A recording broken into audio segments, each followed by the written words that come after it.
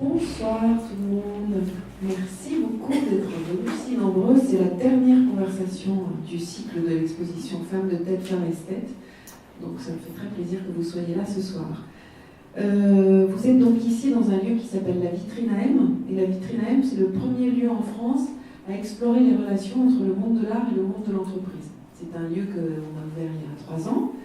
Mon agence L'Art en Direct, qui œuvre à rapprocher ces deux mondes pour le meilleur depuis plus de 20 ans. Et vous êtes donc au milieu d'une exposition pour la 14e expérience. On a eu envie, on est très engagé auprès des femmes, on est une équipe de femmes, et on a eu envie de demander à des femmes indépendantes, à des femmes de tête, à des femmes d'entreprise qui collectionnent, de nous prêter une œuvre de leur collection et de comprendre comment finalement être proche de l'art contemporain, ça nourrissait leur vie professionnelle, leur façon de décider, de voir plus loin, tout simplement d'être une soupape de respiration dans un monde pressurisé. Et puis pour celles qui connaissent, vous savez que tous les lundis, on a donc débattu ici avec des personnes très intéressantes sur tous les sujets attenant à l'exposition, qui étaient la parité dans le monde de l'art, dans le monde de la culture, les artistes femmes, enfin. Donc cette dernière conversation, elle va traiter du traitement du genre en France et aux États-Unis. Alors vous allez connaître ici des femmes formidables. J'ai demandé à Hélène Gézins, qui est historienne d'art, spécialiste dans le XXe siècle et qui est très intéressée par l'intégration de discours marginaux au sein de la grande histoire de l'art, et d'ailleurs qui a fait de grandes recherches sur Alina Sapotnikov, et qui travaillait actuellement sur Léa Lublin. Vous allez nous présenter vos intervenantes et vous allez faire la médiation de cette conversation. Je vous remercie beaucoup d'avoir accepté notre invitation. Hélène, c'est à vous. Un grand merci, cher Pascal, de cette introduction et un grand merci également à vous tous et toutes d'être présents ce soir. Nous allons en effet traiter de la question du genre en France et aux États-Unis. Nous n'avons pas l'ambition d'être parfaitement exhaustive. Nous allons effectivement le traiter au travers d'un exemple qui est le National Museum of Women in the Arts. À la suite des combats politiques des féministes dans les années 60 et 70, les gender studies ou études de genre se sont développées. Les pays anglo-saxons, et notamment les États-Unis, ont été leaders dans ce domaine avec des grandes figures comme Linda Nochlin et Griselda Pollock. Cela a permis de remettre les femmes artistes sur le devant de la scène. S'opère ainsi une réécriture de l'histoire de l'art qui conduit au questionnement de l'histoire elle-même, de sa part d'autorité, de son ambition scientifique, absolue et universelle. Cette démarche est donc incarnée au travers de publications, d'expositions. On connaît notamment WAC, Art and the Feminist Revolution au Museum of Contemporary Art à Los Angeles en 2007, elle à Pompidou en 2009. En sont quelques exemples au sein des musées. Cette année, il y a la Rebel Collection à Miami qui a orienté son accrochage exclusivement en sélectionnant les artistes femmes sous un titre qui s'appelle No Man's Land. Enfin, à Paris en ce moment, l'exposition Qui a peur des femmes photographes réalise brillamment cette mise en avant avec le médium de la photographie. Donc, depuis 1987, le National Museum of Women in the Arts, que nous pouvons également appeler le Women's Museum ou le Musée des femmes, à Washington, se concentre sur ces artistes femmes, tous médiums confondus. Il est le seul musée au monde à avoir constitué une collection d'artistes exclusivement féminines. Il y a une seule initiative comparable en Europe, qui pourrait être le Das Verborgen Museum à Berlin, mais qui n'a pas de collection et qui s'attache exclusivement aux artistes femmes non contemporaines. Donc pour en parler, je suis très heureuse d'accueillir ce soir Belinda de Godemar. Belinda est d'origine américaine, elle soutient le National Museum of Women in the Arts depuis presque 15 ans. Elle est membre du National Advisory Board et du Directors Circle. Elle est également membre fondatrice des comités de soutien de Londres et de Paris et vice-présidente de l'association des amis du National Museum of Women in the Arts. J'accueille également Françoise Petrovitch, qui est artiste et qui travaille sur tous les supports.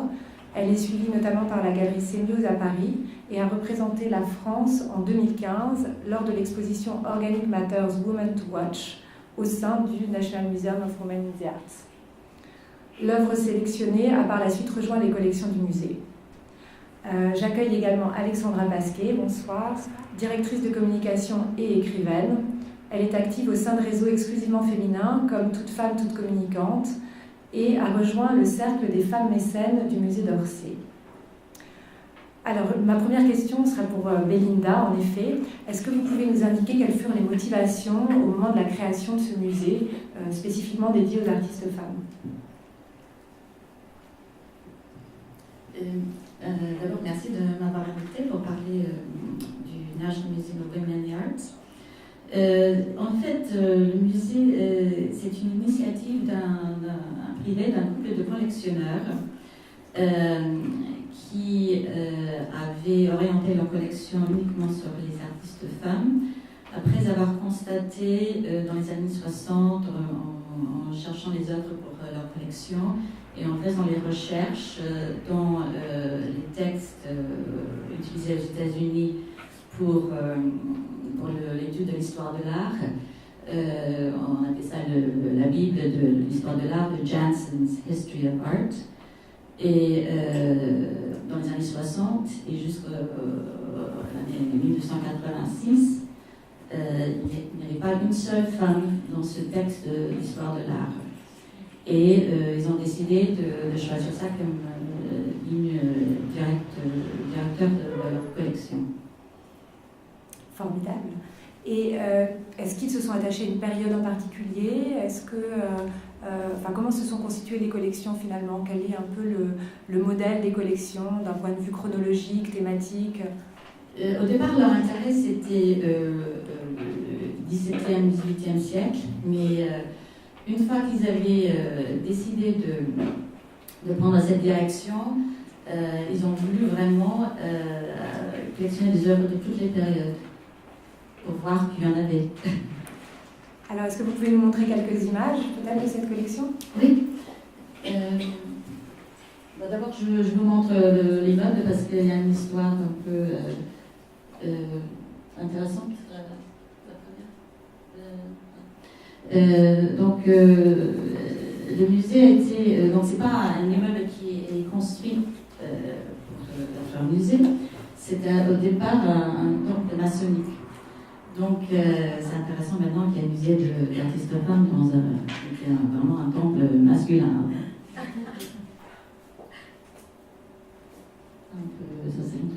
Ça, c'est une affiche d'un groupe de militantes, les Guerrilla Girls, qui, depuis 1985 à peu près, militent pour l'égalité des femmes dans l'art. Et elles avaient fait cette affiche pour le musée en faisant référence à toutes les artistes femmes qui étaient enfermées dans les caves dans les autres musées, et que effectivement c'est une bonne idée d'avoir un musée dédié uniquement aux femmes. Ça, c'est l'œuvre la plus ancienne dans la collection, une graveuse italienne, donc qui date de 1575. Donc il y avait déjà des artistes femmes à cette époque, mais c'était souvent les artistes des familles artistiques. Notre œuvre du XVIIe siècle, Louise Moyon, la Ligne Fontana, donc on dit que c'est la première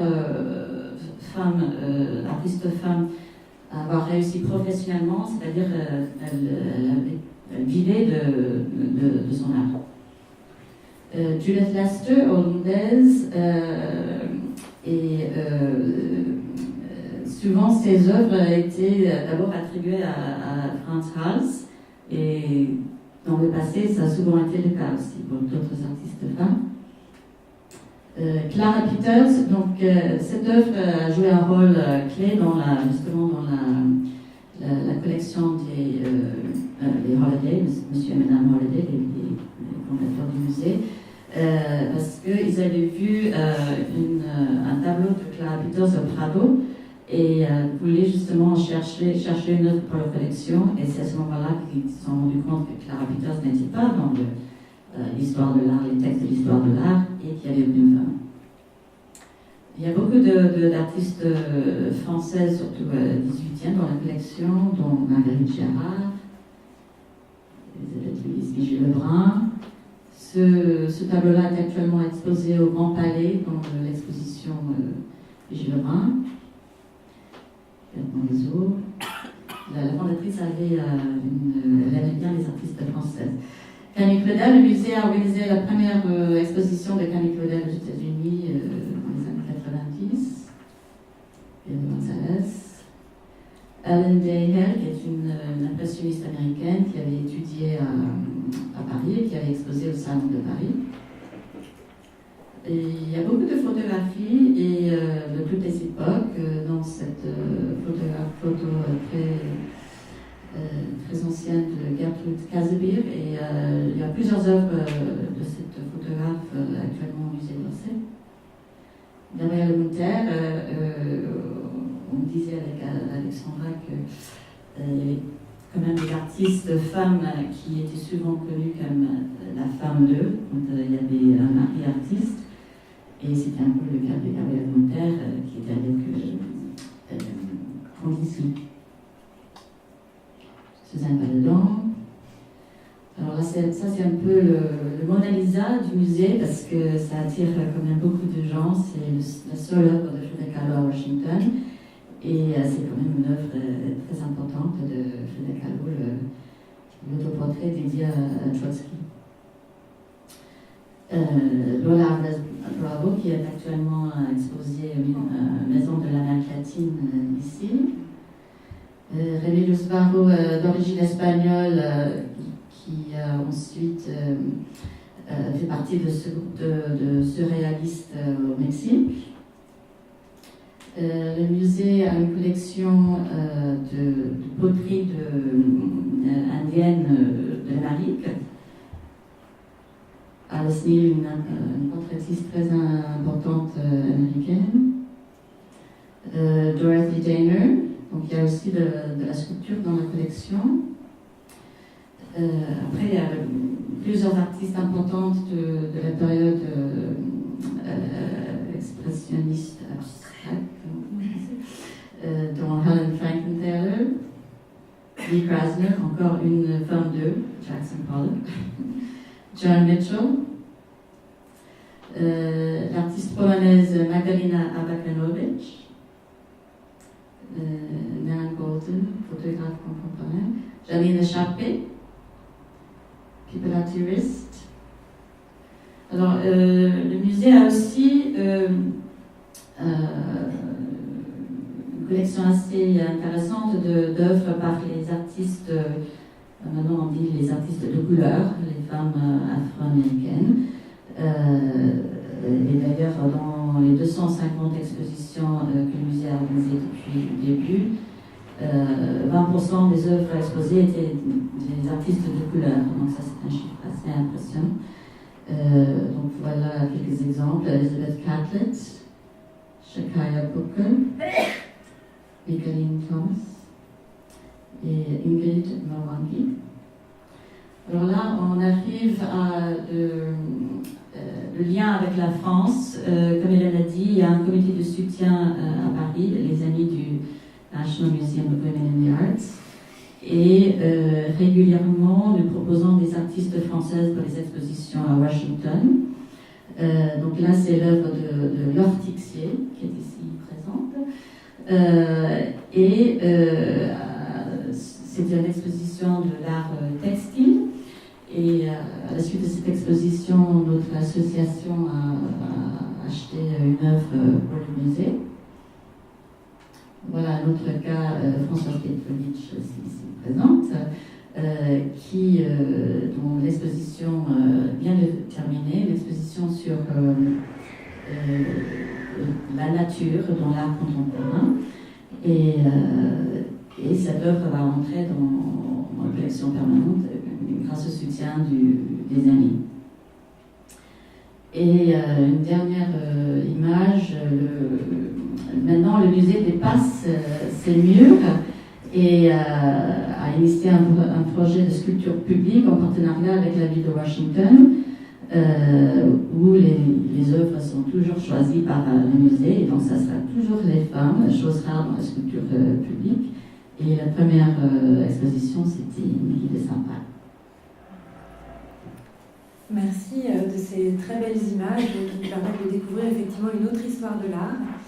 Et Françoise, donc, vous êtes la dernière à avoir rejoint cette prestigieuse collection. Comment est-ce que vous avez réagi à cette proposition d'être exposée au sein d'un environnement exclusivement féminin? Plutôt bien. D'ailleurs, quand on voit la liste des artistes que Belinda a montré de la collection, je pense qu'il n'y a pas de problème. Donc la question dessous, c'est un peu est-ce que ça vous dérange d'être catalogué dans un musée de femmes? Est-ce que vous avez le sentiment que ça connote votre œuvre d'une manière ou d'une autre, ou bien que ça peut la ghettoiser? Alors, moi, je pense que ça dépend du regard que les gens ont sur ce genre d'événement. C'est-à-dire que je crois que l'œuvre, elle existe en tant que telle.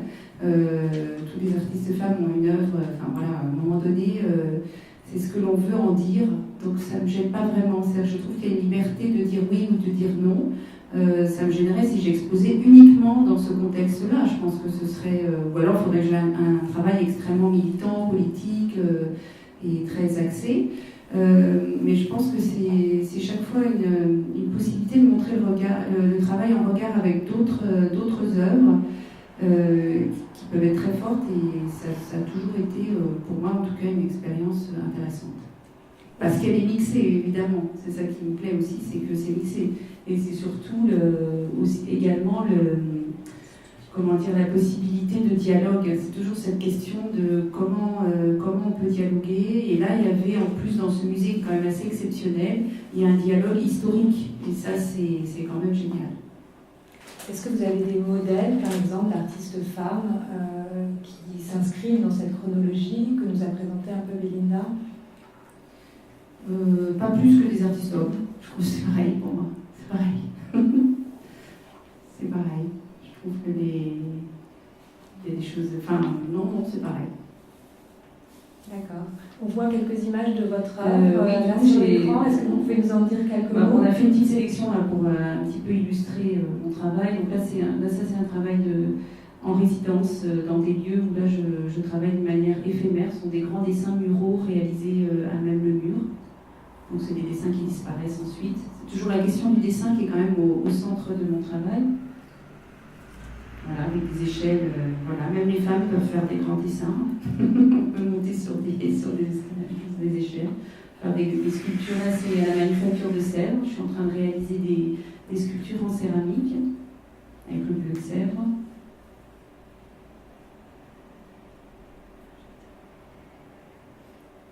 Une installation vidéo. Également aussi une installation vidéo, là elle a été montrée à New York. Les peintures.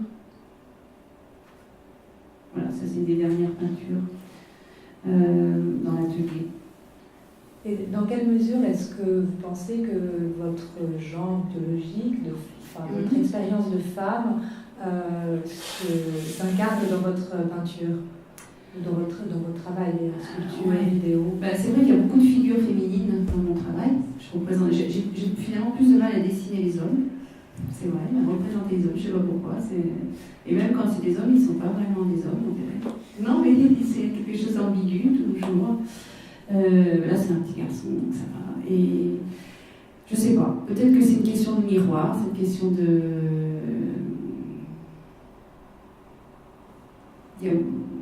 Évidemment, je suis femme, donc je vais parler de questions de femmes aussi, forcément. Ça me touche, ça m'importe, c'est aussi quelque chose de quotidien, donc je le vis, et je pense qu'on travaille avec ce que l'on est, ce que l'on côtoie, ce que l'on manipule, je dirais, d'idées aussi par rapport à ça, ou par rapport au regard qu'on a sur nous.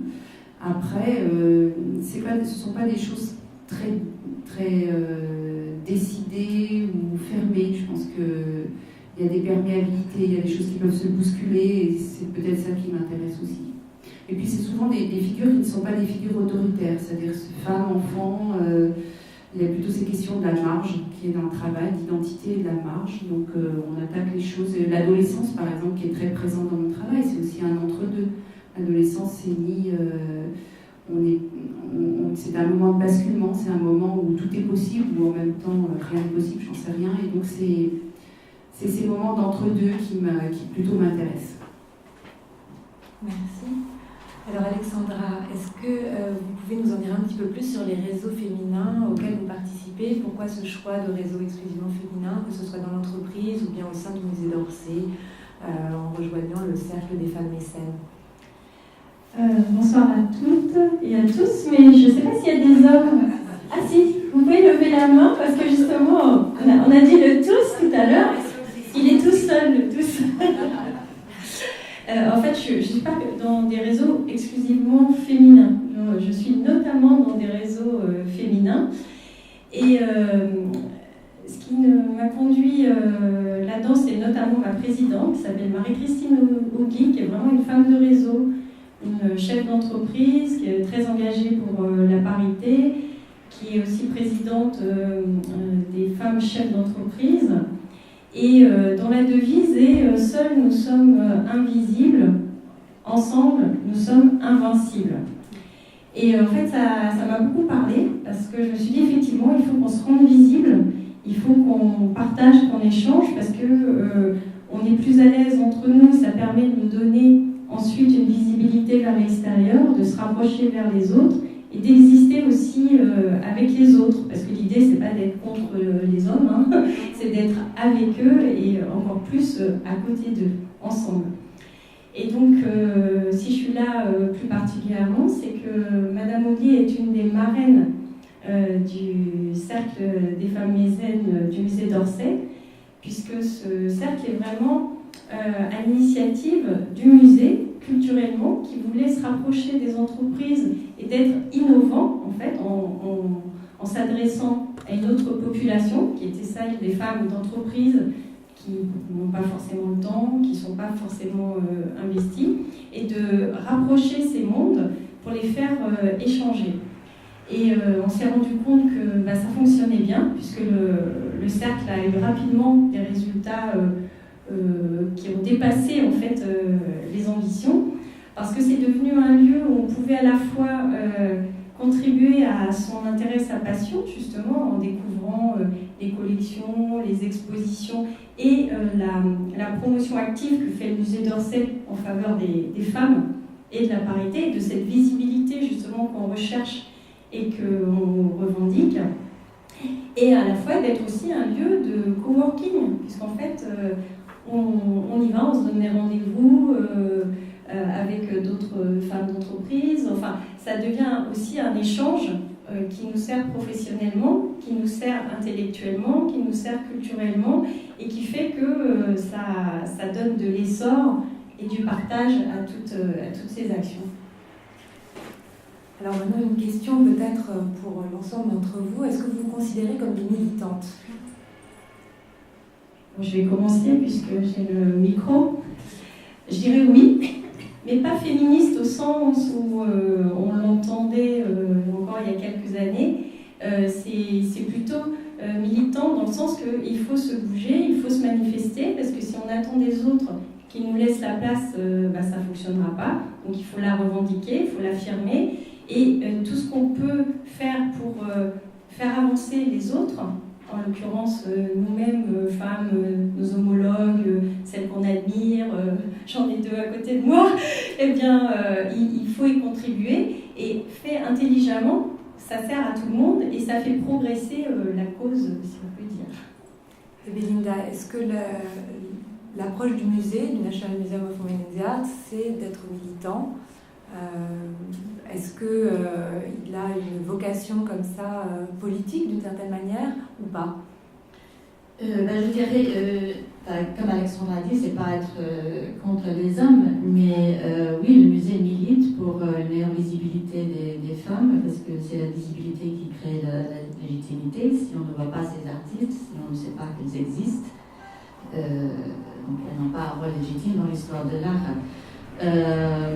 Et récemment, le musée a inauguré un nouveau programme public, parce que le musée fait beaucoup de programmes d'éducation et de programmes pour le public. Et le nouveau thème, c'est, en français, ça serait les femmes et l'art comme catalyseur de changement social. Et donc là, ils organisent des colloques régulièrement, justement ces questions au-delà du monde de l'art. Et est-ce que vous pensez que c'est lié à une situation spécifique aux États-Unis, le fait que ce musée ait pu être créé aux États-Unis et qu'il n'y ait pas d'équivalent en Europe? Oui, je dirais déjà aux États-Unis, on peut réclamer une identité communautaire. Une chose que je pense que, si je comprends bien, c'est difficile en France. Donc depuis longtemps, on a les Gender Studies, les études de genre, mais on a aussi les African American Studies, les Hispanic Studies, maintenant on a les Queer Studies, et donc et tout ça c'est légitime. Et j'ai l'impression en France que ça ne se fait pas. On fait partie de la nation, liberté, égalité, fraternité, et on ne réclame pas une identité. Donc, je pense que oui, il y a une facture culturelle. Et puis le musée a été créé, je ne sais pas si ça pourrait se créer aujourd'hui. Le musée a été créé 10 ans après l'article très important de Linda Nochlin, une féministe, qui a écrit un article pourquoi il n'a jamais eu de grandes artistes femmes en faisant référence au passé. Et donc c'était en plein cœur de ce débat. Donc le timing était bon pour ce genre d'initiative. Et puis l'autre chose qui rendrait difficile de faire cette expérience en France, c'est que où est-ce qu'on va trouver les 500 œuvres d'artistes femmes pour créer un musée? Donc je pense qu'il y a plusieurs facteurs qui font que c'est peut-être une expérience unique. C'est vrai qu'aux États-Unis, il existe aussi un magazine, le Women's Art Journal, qui est consacré à ces études féministes de l'histoire de l'art. Il y a des galeries également qui ont choisi de vendre exclusivement des œuvres d'artistes femmes. Je crois qu'il y a également plus de collectionneurs qui se concentrent sur ces artistes femmes. Oui, effectivement, il y a des collectionneurs aux États-Unis qui ne collectionnent que les œuvres de femmes pour des raisons diverses, mais là aussi, il n'y a pas de stigma. On dit stigma? Oui. C'est pas considéré comme bizarre. Et voilà, maintenant le jet lag commence à... C'est Linda revient juste des États-Unis. Françoise, est-ce que, parce que c'est vrai qu'on a quand même l'idée de l'artiste qui s'affirme de manière individuelle très forte, est-ce que vous trouvez que ça peut créer un paradoxe difficile à soutenir finalement pour un artiste de mettre en avant son individualité tout en s'inscrivant dans un groupe communautaire?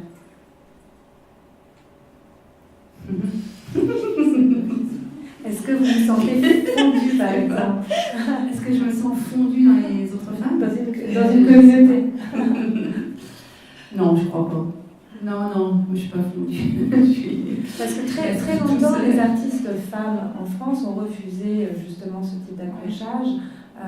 J'entends, c'est vrai qu'il y a eu des projets dans les années 70, par exemple, à l'Arc, de créer des expositions spécifiquement pour les artistes femmes. Les artistes femmes ont refusé cela, je pense dans l'idée plutôt de mettre en avant également leur propre œuvre, leur propre individualité. Comment résister à ça finalement?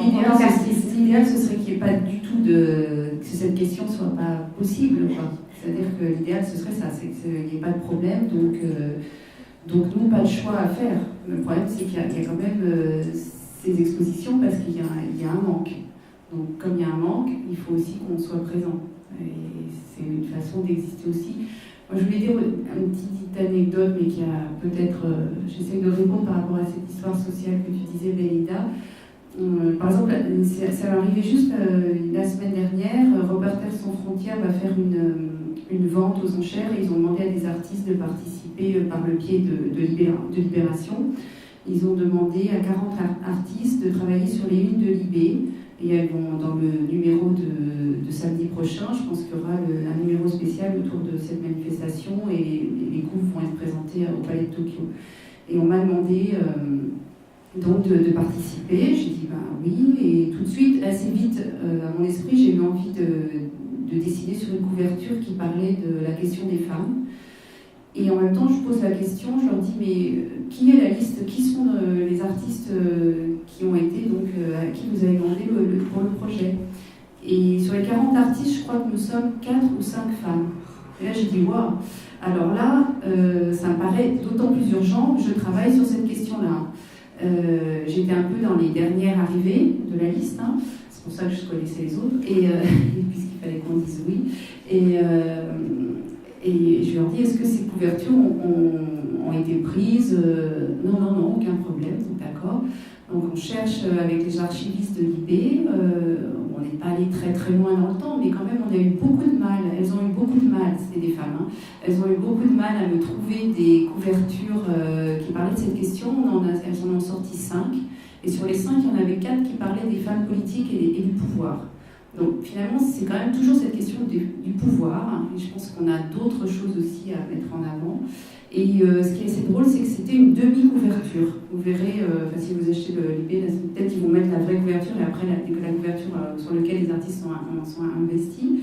Et c'est une demi-couverture, c'est-à-dire qu'il y a la demi, et c'était le manifeste de 2011 où les femmes ont l'égalité maintenant, enfin avec cette idée d'égalité aussi par rapport à la loi sur l'avortement 40 ans avant, où on se dit finalement les choses sont assez fragiles et ça n'a pas tant bougé que ça. Et ils ont fait une couverture un peu historique qui parle de quelque chose qui n'avance pas finalement.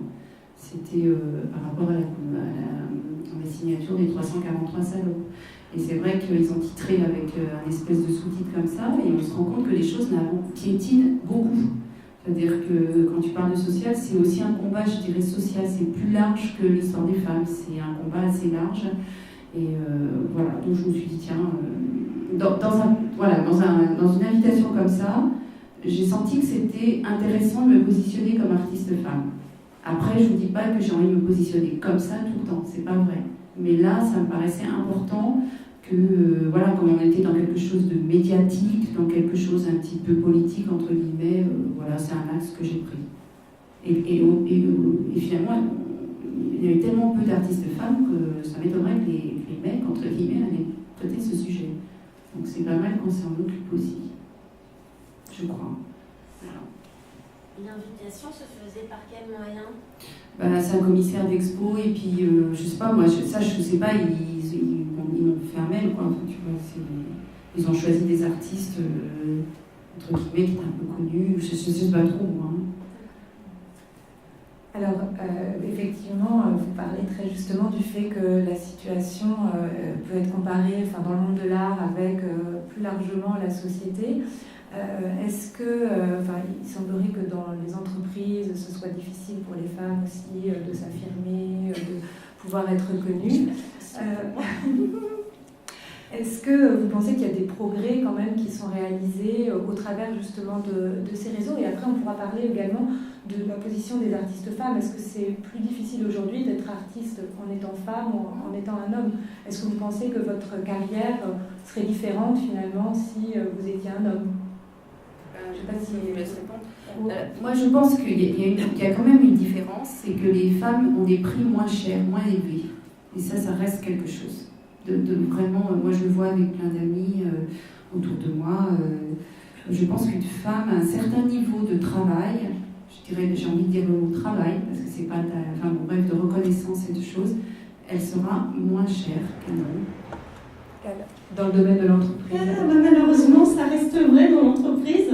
Les salaires, on est 27-30% d'écart encore, au mieux. Donc c'est une réalité. Alors le plafond, des fois, il est de verre. Des fois, il y a aussi les murs qui sont de verre. Donc c'est vraiment des combats incessants. Donc après, il y a des entreprises qui sont plus... impliqués, plus volontaires que d'autres. Donc ça dépend beaucoup toujours des dirigeants. Et souvent, ça va être des patrons un peu mentors qui vont prendre la responsabilité d'ouvrir à des femmes et de les faire monter. Et en fait, ce qu'on constate souvent, c'est que les femmes n'osent pas revendiquer ou demander, ou simplement exprimer le fait qu'elles seraient intéressées, qu'elles vont un peu être dans la situation qu'on va venir leur proposer, puisqu'on va considérer qu'elles ont les compétences. Et en fait, il faut dire oui, moi je suis là, je peux, je sais, je suis capable. C'est vraiment quelque chose de très fort. Et pour vous rejoindre un petit peu, avec l'association Toutes Femmes, Toutes Communicantes dont vous parliez tout à l'heure, en février, on va lancer une grande campagne justement sur les stéréotypes dans la communication, la publicité et compagnie. Et on va faire le lancement au Palais de Tokyo, donc encore un lien avec l'art. Et du coup, c'est tous les leviers qu'on peut actionner comme ça pour faire progresser les choses et faire prendre conscience. Parce que dans notre secteur, la publicité, la communication, il y a beaucoup de femmes. Alors c'est souvent inversement proportionnel au niveau hiérarchique, comme partout. Et en même temps, si on a des stéréotypes sexistes, on va souvent ah oui mais c'est du deuxième degré, c'est du troisième, mais deuxième, troisième degré sans arrêt, c'est plus du deuxième, troisième degré, c'est ce qui s'exprime et ce qui est visible. Donc il faut faire évoluer les mentalités là-dessus et il faut aussi dénoncer certaines choses en disant non, on veut plus, on veut faire avancer. Et votre démarche, de dire voilà, moi je suis une artiste femme, ben là je me suis présentée comme ça parce que je me suis rendu compte qu'on était en minorité. Ça fait partie des moyens d'action. Je vous racontais au téléphone que la présidente dont je vous parlais tout à l'heure au départ était contre les quotas dans les conseils d'administration, au Parlement, etc. Depuis, elle a changé d'avis parce qu'il y a des moments, si on veut que ça change rapidement, il faut qu'il y ait des mesures un peu coercitives qui fassent un peu levier pour que ça puisse avancer. Et c'est vrai que les quotas existent dans le domaine politique, commencent à arriver dans le domaine économique, dans le domaine de l'art, ça reste quand même très rare. Et le musée se propose comme ça d'être peut-être un moyen d'action pour donner cette visibilité aux femmes. C'est sûr qu'à 100%, il y a un quota. Moi, je voudrais aussi réagir à ce que dit Alexandra, parce que c'est vrai dans le monde de l'art aussi. Depuis plusieurs années, il y a au moins 50% des élèves ou étudiants d'art dans les écoles d'art qui sont des femmes. Mais qu'est-ce qui se passe après? Et justement, il y a l'histoire des menteurs. La plupart des professeurs ce sont des hommes. Après, dans les galeries, là encore aujourd'hui, aux États-Unis, il n'y a que 30% de la représentation dans les galeries, ce sont des femmes. Il y a aussi des statistiques qui sont sorties récemment, comme quoi, même dans la presse, la critique, les couvertures de revues d'art, c'est surtout les hommes. Il y a aussi, comme dans le monde de l'entreprise, l'histoire des réseaux, entre si une artiste est présentée dans un musée, ce qui est plus rare parce qu'il y a plus de directeurs de musées hommes. Et ça, c'est détermine la représentation dans les galeries, qui peut déterminer les prix, et ça devient un peu un cycle difficile à casser. Et est-ce qu'il existe une forme aussi de double peine pour les femmes qui ont effectivement, d'une part, il faut créer, ensuite pouvoir être visible, et si elles n'ont pas été visibles de leur vivant, pouvoir ensuite éventuellement les redécouvrir, ce qui suppose d'avoir des archives, une information. Est-ce que le musée se préoccupe aussi de faire de la recherche, de réunir l'information, de conserver des archives d'artistes femmes pour permettre éventuellement ces redécouvertes? Oui, donc le musée a un centre de recherche et documentation où il y a, je crois, des dossiers sur 18 000 artistes femmes. Et puis le musée organise régulièrement pour ces artistes du passé les expositions. Récemment, une exposition d'artistes femmes françaises de la période de 1750 à 1850, où il y avait quand même 35 artistes femmes françaises, pour la plupart méconnues et dont les réserves dans les musées en province. Donc le musée a un vrai objectif de sortir ces femmes des réserves, des greniers, et de leur donner leur place légitime dans l'histoire de l'art. Alors peut-être pour François et Alexandra, est-ce que vous pensez que ce modèle du musée serait transposable en France? Tu as un petit peu dit les choses tout à l'heure, Belinda, quand tu as dit l'histoire des communautés, quand même quelque part plus acceptée, plus logique. Je pense que ce serait plus compliqué ici. Je pense que c'est plus compliqué. Après des fois, c'est bien d'être aussi dans la polémique. Hein. On n'est pas obligé d'être toujours consensuel. On n'est pas, voilà. Pourquoi le monde de l'art Finalement, le monde de l'art, on a l'impression qu'il est très libre. Il n'est pas tellement libre, quoi. Il est toujours en train de se poser des questions de comment on va communiquer, comment ça va être reçu. C'est des questions qu'on ne devrait presque pas se poser. Hein. Je trouve que ça prend la tête à tout le monde. Moi, je pense qu'il faudrait un couple de mécènes passionnés et fortunés surtout, parce qu'on sait que les conditions de création de musées ou fondations sont plus simples, on va dire, enfin en tout cas plus courantes aux États-Unis. Et je pense que si quelqu'un en faisait une cause politique, hein, comme vous disiez Françoise tout à l'heure, ça pourrait fonctionner. Et justement, ça serait provoquant et puis ça permettrait d'avancer. Je pense que s'il y avait ça, il y aurait dans la presse, il y aurait énormément de papier. Pas forcément positif, mais un mauvais papier tout de suite. Mais en même temps, on bâtit des fondations sur de l'argent, hein. Donc on pourrait bâtir des fondations sur des idées aussi. Ça me paraît pas un peu... Oui, quand tu parles d'une réaction peut-être pas positive, Françoise, c'est vrai qu'à l'ouverture du musée, c'était très controversé. Et il y avait même des artistes femmes qui refusaient d'être cette idée. Et il y a même le directeur d'un musée, un des plus grands musées d'art à Washington, qui a accusé la fondatrice de totalitarisme. Et donc, oui, je crois que aujourd'hui, il y a le débat, et rien que pour ça, je crois que ce musée doit exister, parce que quelque part, c'est un agent provocateur qui crée la conversation. On en parle, on est d'accord ou pas d'accord, mais on en parle, et ça aussi, ça donne une visibilité à ces artistes. Alors peut-être avant de donner la parole à notre public, est-ce que vous pouvez nous dire quelle est votre artiste femme préférée? En dehors de Françoise Petrovic, je l'ai entendu.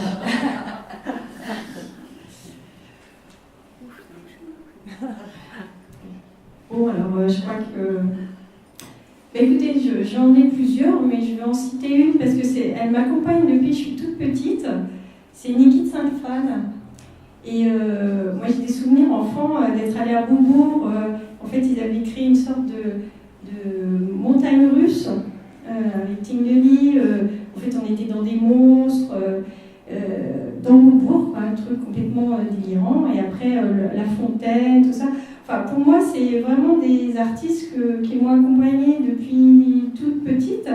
Et du coup, là, j'étais très heureuse quand je suis allée au Grand Palais récemment voir la rétrospective, parce que je me suis dit, tiens, on lui reconnaît la place qu'elle a eue vraiment. Hein. Je vous en avais parlé en disant, souvent, on parle d'elle comme la femme de Tinguely, alors qu'elle avait sa démarche artistique bien avant de le rencontrer, qu'elle a toujours innové, qu'elle a toujours pris des chemins. Et justement, pour moi, c'est un peu un exemple et un modèle, en fait. C'est vrai que c'est difficile de nommer une seule artiste, et c'est pas très original, mais moi je dirais Louise Bourgeois, pour plusieurs raisons. D'abord, c'est une de ces artistes qui a travaillé pendant des années dans l'ombre, qui a eu sa première rétrospective à l'âge de 70 ans, je crois, au moment. Et puis, pour moi, elle représente aussi cette bataille pour les femmes entre la vie privée et la vie artistique, et son travail a un vrai vécu féminin, mais tout en atteignant une échelle masculine avec ces énormes araignées, par exemple. Il n'y a rien de délicat et féminin dans ça. Donc, pour moi, son travail résume beaucoup de ces questions. Le futur pour Non, mais moi je veux dire, je ne veux pas le dire parce que je ne sais pas, en vérité, il y a tellement de gens qui m'intéressent pour plein de choses différentes, je ne peux pas dire, je ne sais pas. Difficile de faire Je veux un dire choix. l'ortixier qui est là. Alors, est-ce qu'il y a des questions dans le public? Oui.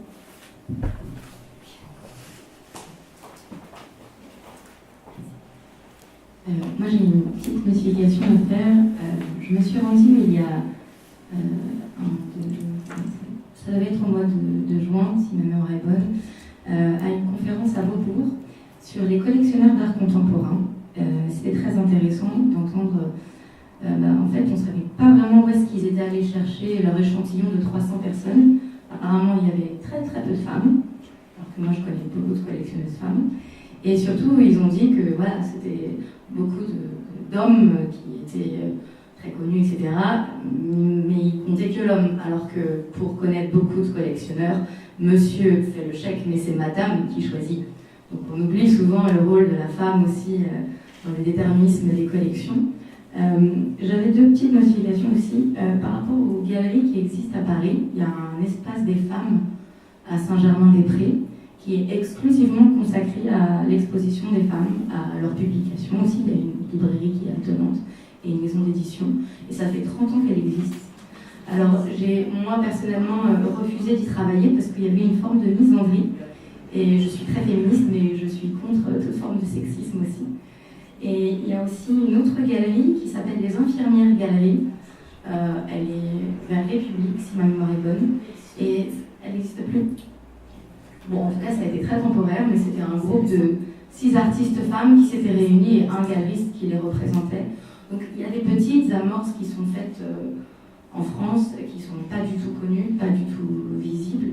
Mais voilà, je pense que c'était important. Et en France, pour travailler beaucoup sur les gender studies, apparemment, je suis en doctorat d'histoire de l'art contemporain. Je dirais que tout ce qui est queer et gender studies, c'est tabou pour la majorité des recherches qu'on peut faire. Il y a vraiment des spécialistes à qui on peut parler, mais sinon, ça reste très compliqué. Même quand on pose des questions aux artistes, ils n'aiment pas trop y répondre. Je m'étais entretenue avec Bettina Reims, qui a fait une série de photographies sur des transgenres, des portraits de transgenres très très beaux. Et elle avait pu exposer à Londres et en Chine, même dans une dictature, mais à Toulouse, par contre, elle a été censurée à la dernière minute. Donc voilà, je trouve qu'il y a un poids de civilisation malgré toutes nos évolutions, malgré toutes les avancées politiques et sociales qu'on peut avoir, qui fait qu'on stagne beaucoup, pour ne pas dire qu'on régresse. Et voilà, je ne sais pas ce qui fait que les États-Unis sont plus libres là-dedans. Peut-être le communautarisme, justement. Alors, une question justement, peut-être dans le prolongement de votre intervention, concernant l'importance du regard. Donc là, on parlait du regard de collectionneuse qui encourage peut-être des artistes femmes aussi à émerger.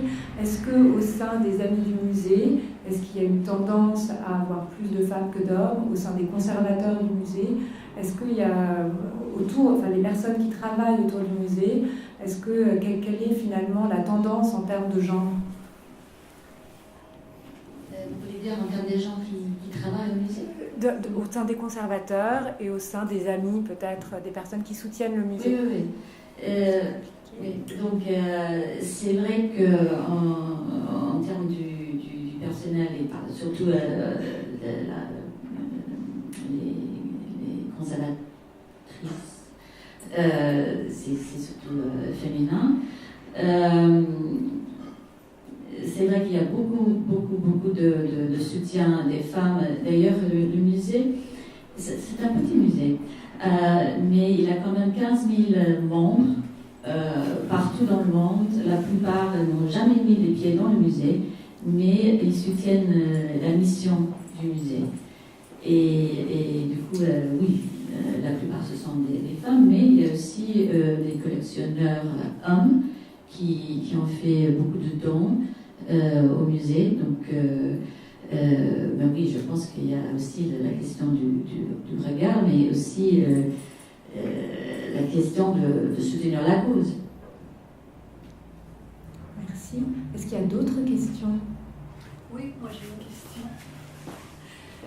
Je constate qu'il n'y a qu'un homme parmi nous, donc j'aimerais savoir pourquoi nous sommes plus nombreuses, enfin nettement plus nombreuses. Est-ce que vous n'avez invité que des femmes?